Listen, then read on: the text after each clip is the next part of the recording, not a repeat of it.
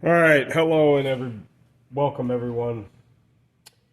So today I have a Wells-Gardner V2000 out of an Omega race, and it has a very intriguing issue that I will elaborate on more momentarily. Let me get the deflection board out.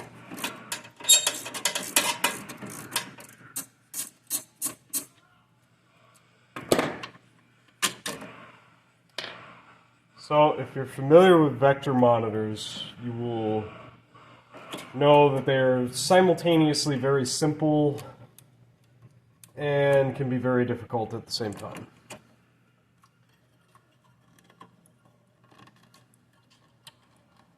This board right here, this is the deflection board. If you're familiar with those old Texas Instruments graphing calculators, this is basically what a vector monitor is. It's one of those graph gimmicks. That's what it is. It's XY. But this monitor has a recurring issue that seemingly will not go away. So there it is. There's a deflection board. I've tested all of these parts on here like 800,000 times. I never find anything bad. What I'm going to concentrate on here, I'm going to go handheld for a moment, is these transistors on the side. They're commonly referred to as bottle cap transistors, but I know some people, if you call them bottle cap transistors, they'll get very upset. So we're going to call them frame transistors because it's mounted to the monitor frame. And put this back in the tripod. So there is a way that you can test these transistors. It's actually pretty easy. Get your meter out. Let me see if I can get this in frame here. Is this in frame? That's kind of in frame, but you're just going to have to take my word for it, I guess. Or maybe I could, yeah, I could set it right there. Okay.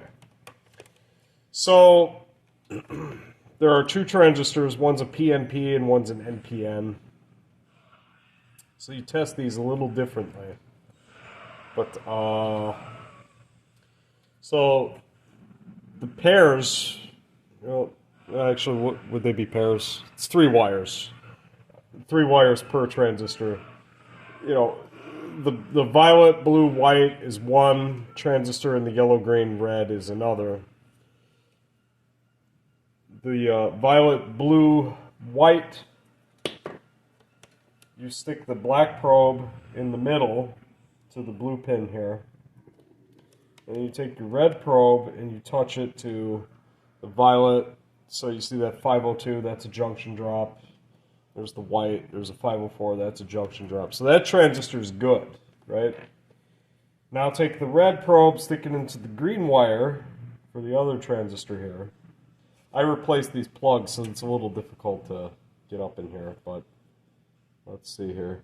So 530, that's a junction drop. 525, that's a junction drop. So this pair of transistors here is good, okay? Now let's move on to this pair. I'm willing to bet these transistors are shorted.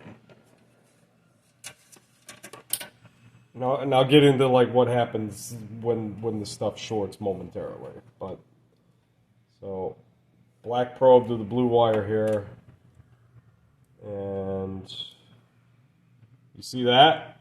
See that 0? That one's shorted, and that's shorted. So that one's shorted. And then this one probably also is shorted. If I can get this in here. And, yep. So those transistors are shorted. So what I'm going to do is take them out. If you have an Electrohome G05 monitor, they're similar designs, but I want to say that the holders for the transistors on the G05, I think they're riveted to the frame. They don't come out. I just dropped this screw.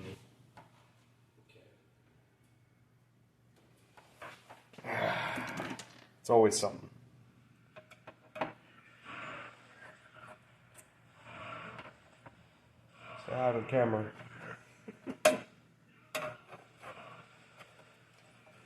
So if you saw when I showed these transistors, I got the mica insulators, the blue ones. I strongly encourage getting those because it's a lot neater. You don't have to use thermal paste with these. Okay, so there's one transistor. These sockets are actually not good, but I haven't explored replacing them. I don't even know where you can get replacements, but yeah, on the V2000, like, this whole thing will come out. In case you were wondering, the violet, blue, white, that's the 3792 transistor, and the yellow, red, green, that's the 3716. Now these transistors that are installed in here right now, let me see if I can get these up close on the camera. You see that's a 5886, and this is a 5884, if it would focus. These are supposed to be higher current replacements, and I asked an expert on vector monitors. If you go to KLOV, it's a gentleman named Andrew B. And I asked him about this. I was like, do you use these? And he said, no, I still use the 3716s and 3792s. Now, I'm not going to name names, but there's a prominent member of the community. He's the one that pushed for using these. And seemingly, ever since putting those in this monitor, I've had nothing but issues. So I'm going to go ahead and take the other ones out too, because we just got new 3716s and 3792s in. And if you paid attention, you'll see I actually labeled the wall like where the transistors are supposed to go. So, also, the purpose of this video, I'm not going to be talking about that thing. I'm not going to be talking about the HV cage because A, I don't have a not a logic probe, an HV probe. I don't have an HV probe. And if it comes down to one of those being bad, it's going to get sent to someone else to fix. It's really not worth my time to do it. I perform many miracles in this profession of mine. I don't need to do all of them anymore. So it would actually honestly be more cost effective to pay someone else to do it that has all the correct equipment and stuff. Alright, let's focus on the deflection board now. Got a lot of projects going on here, and space is kind of limited. So let me get this out of the way. Let's move this over here.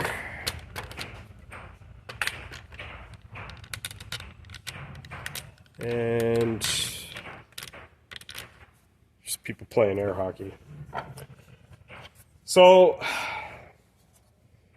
there's 4 transistors here on heat sinks. These are the pre-drive transistors. These are the pre-drives for those frame transistors that I just took out. And you can see here I actually replaced all the header pins. I did new Molex plugs with the Trifurcon pins.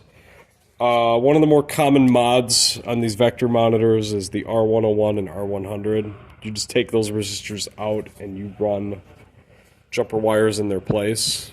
As a matter of fact, the Asteroids Deluxe Mini that we got out on the floor, when I came back here last year, the only thing that was wrong with that monitor was one of these resistors was open, so it just didn't show anything on the screen. So I wound up doing that mod on that, and that's what fixed that.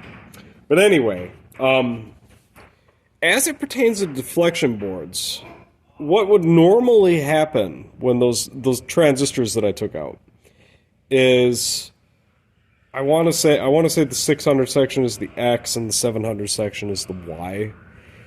the two sections of the board are actually identical. Okay, so if you have, say, an x-axis failure, you can compare the parts on the x-axis side to the parts on the y-axis side. And usually if that fuse blows, it means that there's a shorted transistor or diode somewhere. Let me see here. There's the diode. There's D608. That's one of the diodes that... yeah, I think it was replaced on here. Yeah, it was replaced at some point. But these pre-drive transistors, these things, I wound up putting markings on the underside of the board, so that way you know the red probe goes in the middle on that one, and black probe goes on that one, and then red probe on, because they're all PNP and NPN, right? I did those. There was actually another failure on this board some time ago. So all the deflection stuff was good. It was actually one of these little transistors was bad. And I also put a new bridge rectifier. So these fuses up here, these are going to be for power. If those are bad, then chances are you got a shorted bridge rectifier. But let me talk about this particular game, okay? So those frame transistors, when they short, they're supposed to blow these fuses. These are just fast blow 3 amp fuses. These fuses don't blow for some strange reason. And the tell that there is something wrong with the monitor on the game is the game just doesn't turn on anymore. It's actually blowing the line fuse in the cabinet, you know, like where the power cord goes in. It's blowing that fuse, and I have no rational explanation for why it's not blowing the deflection fuses and is blowing the line fuse instead. I have no rational explanation for that. I mean, you would think it would pop one of the power fuses up here before it gets there. You can see that fuse right there. That one looks kind of wonky, so I'm probably going to replace that again. Yeah, that fuse is actually like bleeding on the inside, but it's still good. But nevertheless, since we have deflection failures of some specification here, right? The proper thing to do would be to test these parts, right? So this one, it's got a red marking in the middle. So you see it's 618, 621, that one's good. Let's go to this one now. This one's black in the middle. 596.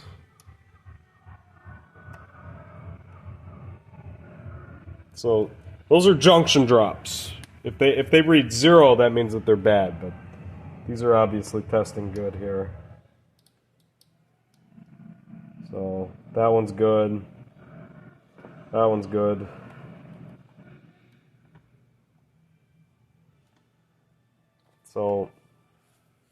So I just tested all the pre-drive transistors. Like that's done. I did that. Now let's check some diodes here. I don't know if this is in frame, but 571. You can see that one's good. Let's do this one. Check that out. That diode is shorted.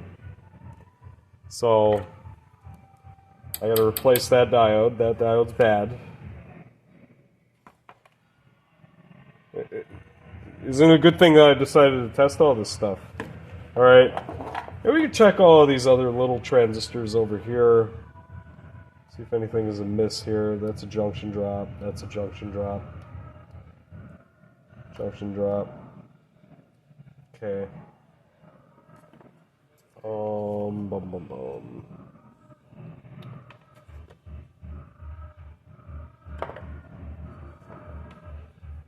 Oh, here we go. I didn't have a black Sharpie, so I used a silver one. This is what happened here.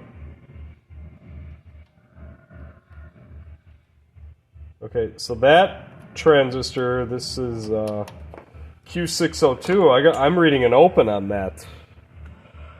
So that's weird, huh? Or no, that's 603. Q603. So probably just going to go ahead and replace that. Let's see here. So that might be a 3906 that I have to put in for that, because they got the original parts. So that's actually normal, that 325, 324 that I'm measuring there, that's actually normal for that transistor. So, yeah, it looks like that transistor is a little suspect. And that would make sense, because that's 600 section, right? And then there's all these other transistors over here. I wonder what's up with all of these. But yeah, that would totally make sense. And like, this is the psychology that I'm trying to, like, you know, share, is that, like, this is the 600 section. You know, like, if one part fails, it could take out another one. As a matter of fact, when you work on vector monitors, what you're supposed to do, actually, is you're supposed to connect all of this stuff, like, one at a time. So, like, you would put this board in, you would run it with just yoke. See if any fuses blow, right? If no fuses blow, then you plug in, you know, the frame transistors for the 600 side. I think that's the x-axis. You plug that in, power it up. Do any fuses blow? No. Then you move on to that one. You do that one, and then the last one would be high voltage. So, if in the event you do have a deflection failure, what this will do is it'll, like, kind of shut down. Assuming, of course, you're not blowing the line fuse on the cabinet. But this light right here, this is the spot killer light. And the way this normally works is when you turn the game on, this will light up, and then it'll shut off. And then you'll hear the monitor, it'll make like a kind of sound. It's called deflection chatter. If you don't hear deflection chatter, then, and that light is stuck on, then you have a deflection failure of some description, which is the demonstration that I'm giving here. I'm showing all of the things that can go wrong in deflection. So, all right, well, I got some solder work to do, and I got a bunch of transistors that I got to replace, but this is, like, so routine for me. Like, this normally happens, like, once every 2 months. It's sadistic. So I'm gonna go and do surgery, and we will see what happens next.